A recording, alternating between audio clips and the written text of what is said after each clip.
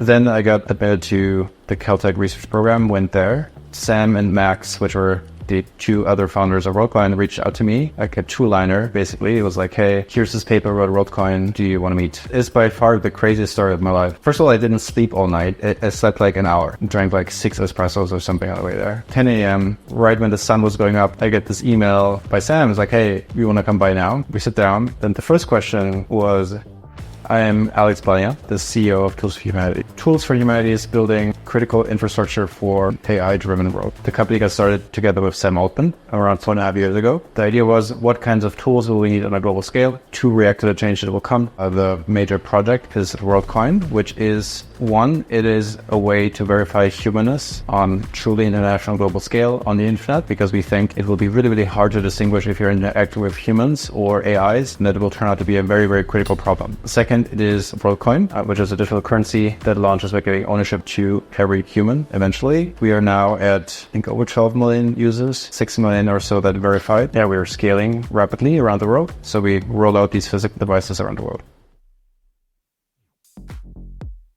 So when I was very young, I was already a lot into technology. So I read a lot of books about computer science, but also the basics of mechanical engineering. I think when I was around 12, there was on the front page of their Spiegel, which is one of the largest outlets in Germany, there was an article about Silicon Valley. Silicon Valley is this place where all these people go and build the future and build this new technology. Basically, since then, I was very set that I will go to Silicon Valley and I will build companies. And that's what I want to do with my life. So when I started studying, right next to my university, there was a new Max Planck Institute.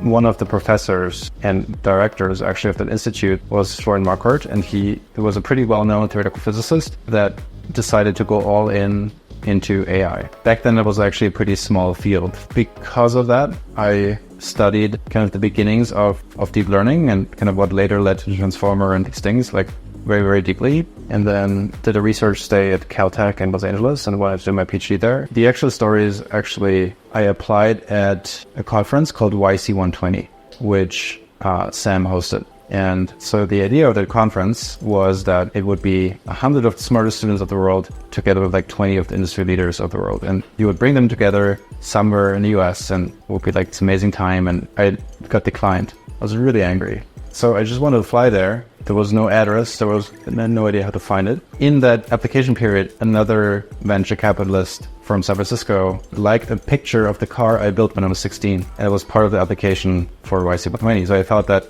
this VC is probably part of the application process of YC120. And so I sent her my application video and was like, hey, I'm going to meet you wherever you are. I think you made a huge mistake of declining me to YC120. She was like, I have no idea what you're talking about, but the video is awesome. I will just let you interview by all these associates that I have. And then because of that, I flew to San Francisco for the first time. I met a lot of very influential people in basically a 2-week period. Then I got admitted to the Caltech research program, went there. And then through a series of coincidences, which was like partly driven by the people I met before on that trip, Sam and Max, which were the two other founders of Worldcoin, reached out to me, like a two-liner, basically. It was like, hey, here's this paper about Worldcoin. We're looking for software engineers. Do you want to meet? It's by far the craziest story of my life, I think. First of all, I didn't sleep all night because Max let me sleep in the office and there was no blankets and it was like freezing. I slept like an hour. 10 a.m., right when the sun was going up, so it was a little warmer, so I could like finally catch a little bit of sleep. I get this email by Sam. It's like, hey, you want to come by now? So I did sleep,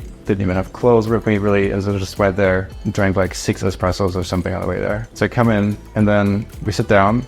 My first question is, explain me the standard model of theoretical physics in detail. The standard model of theoretical physics is like really, it's quite a thing. I also think it doesn't make much sense, or like there's actually deep flaws in that model. And so this was my first response, and he just laughed. That's how we hit it off. I was definitely a software engineer. I was also not CTO. I was like something in between. I actually brought on the rest of the founding team, which were kind of the most talented people I met on my university journey. Most of them are physicists. That was kind of a technical team. Then I became CEO roughly 1 year in, or 8 months, 9 months in. I think like after 8 months, we started raising the Series A. And so it was the first fundraise. And during that fundraise, I became the CEO.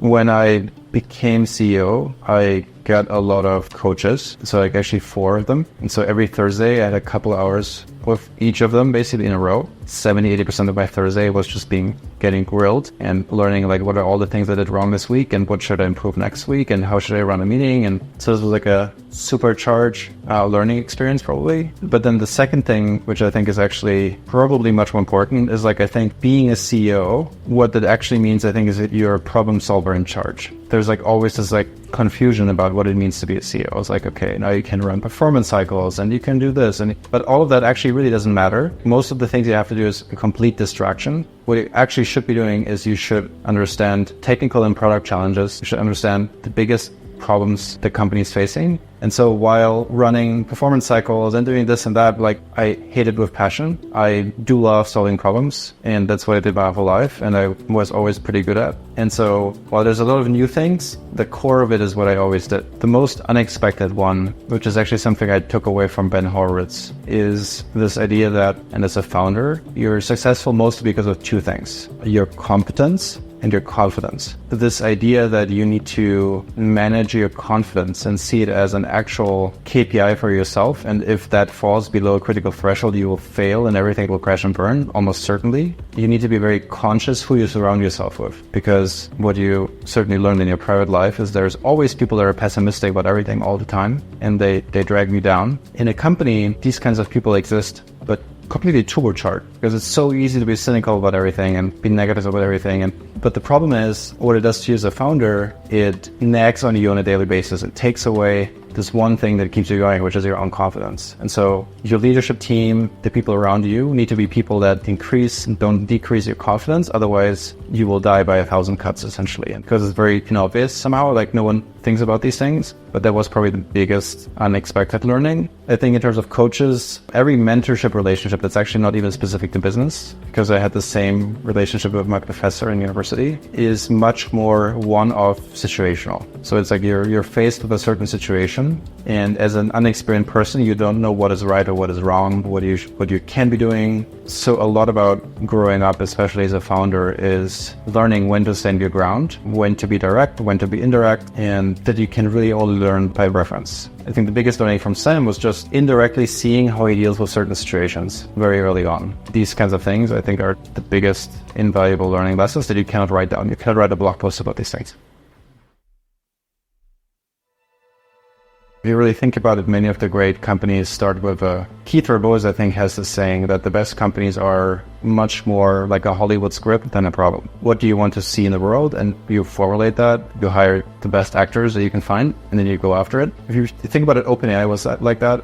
What's the problem? We don't have artificial superintelligence in the world, cry me a river, right? That's not a problem. That's a positive thing that would exist in the world. And Worldcoin was pretty similar. How would the world look like if you would have truly multi-billion people commonly owned financial network? That would be completely crazy and would certainly reshuffle a lot of things in majorly a very positive way. So how do we get there? So it started very similar. It was like, okay, how do we get to this crazy outcome? Then outlining basically step by step, what would it take? First one, we will need to solve proof of personhood or proof of unique humanness. Second, we launch a digital currency by giving ownership in it to every human. And so solve proof of personhood, launch a digital currency, scale, and show initial utility, which is what we currently do. And then fourth, decentralize the whole network to scale even way further. One of the earliest debates that we had was around essentially having more like a developer focus and trying to talk to companies, explain them World ID, all of those things, versus what Sam coined as scale first, which was like such a ridiculous statement. At least it sounded like it. Usual advice would be you talk to companies, you explain them World ID, and they will be so pleased that you have built World ID and they will integrate it, everything will be great. Sam was like, well, what we're going to do is we're going to completely ignore that, and we say we just run towards 1 billion signups. And we do everything we can to get to these billion signups. And we're going to have a religious obsession about that. We're going to make it a company value. Because on the path to get there, we'll resolve all of those questions, but we will resolve them much, much faster. And his point was that he felt he learned in his career and observing companies like Reddit that they have this like very strong emergent effects happening as a result of the user base. Things will start happening that you didn't even predict. And I think that was probably the biggest bet we took as a project and still we're taking. And it feels like it was the right call. And pretty early, actually before we raised Series A, Sam's idea or question was essentially, we realized we have to build hardware. Otherwise, we thought we could not solve the problem. Sam's definition of when we are ready to actually raise money is you take such a hardware device, you go out in the city on a street, and you can sign up and verify people, and they're actually interested or willing to do that for whatever reason. And you can do that at a scale that would show you that with reasonable capital, you could scale it up to millions of people. The simple math we did back then was, well, we would need somewhere between 70 to 100 signups a day with one of those devices. And if we would achieve that, we could scale it up drastically. And we just built the first prototype. So it had 2 eyes because it actually had 2 cameras. It ejected a physical coin in the middle of it. So it looked like a very ugly face because like the coin ejection was basically the nose, and then it had like these like 2 stupid eyes. So it looked like a very stupid face. And it was blue because that was the 3D printer, and it was polished. So basically it looked like a stupid smiley bowling ball. And then it also talked. You had like a blue bowling ball with 2 eyes and a stupid nose that was telling you in a female robotic voice, come closer. And it was also actually blinking. It's like red LEDs in there. So I guess we could have had ideas why that maybe would not work. And so we went to this park. We worked like for months on this device. So like the whole team was like super excited. And so we had the team behind me with cameras and like everyone's like taking pictures. So I approached 2 girls in the park and was like, hey, do you want to verify with this device? You get free Bitcoin. And we just need this device to make sure that people don't fool the system, essentially. So the first girl was like, absolutely not. And the second was, well, you're kind of cute, so sure, but I need your number then after. That was basically it. That was like the success for the day. We couldn't verify anyone else. That was basically it. Team was like super demotivated and kind of everything somehow failed. But then what we did is, so first of all, we were working 7 days a week and we were basically living together in the office. It was a pretty small team back then. It was COVID. It was nothing better to do anyways. And so I said, there's shipping Saturday. And so every Saturday we need to ship a completely new version, and I will be out every Saturday with this new version and we will test it. So then we just iterated through like, okay, maybe it kind of looked like a bowling ball and maybe it needs to look a little bit sexy. And then like the mirror optics came in and it was like somewhat interesting to people. And then maybe it shouldn't say come closer. Then at some point we went to Berlin, and one of the founding team members, Sandro, did 70 signups a day, and that was then the Series A. And we called Andreessen Horowitz. That was how we then initially raised the Series A. Sam had this mental model that, okay, 70 signups a day, multiply it with 50,000 devices, that can get you to a growth rate that can lead to billions of signups. I think with any startup, I think the much bigger threat is that you always face an existential threat, essentially, like whatever it is. But that's why you're a startup. I think developing anything was generally not the hardest thing. The company was probably about to die, certainly more than 2 times, probably 4 times. The NVIDIA CEO talks about that quite frequently, is like all of those companies are even 1,000 times harder than you imagine them going into them. So it's like essentially you sign up for years of pain and suffering and you somehow need to push through. And I think that's the really hard thing. It's not one particular piece of technology. There was like a lot of technical things we had to figure out along the way, but keeping going was the much harder one. Yeah, I've read about Founders Mode recently. I spoke to my heart. When you run a company and the company gets bigger and bigger, there's like strong pull from people that are coming in that try to convince you that running a well-oiled machine is what you really should care about. You want to set up processes and you want to run like all these like great programs, and then everything that happens is like you just sit down with the leadership team and everyone is happy. That's like what people describe to you, versus basically as far as it gets from how it actually should be. In companies as well as in things like science, almost everything comes down to 1 or 2 or 3 problems. You can really only do that if you go really, really deep and you really understand it, because otherwise people will tell you all kinds of things why it doesn't work or why it cannot work. And it's really, really hard as a founder to have that fortitude of ignore all the people that try to tell you that you should not be involved. Everything is great. Keep yourself out of it. Ignore all of that chatter and just keep going deeper and deeper and deeper until you really understand the problem. Well, I think there's actually one more comment that is maybe important to make. You could also use that as an excuse to be a horrible manager. There's like a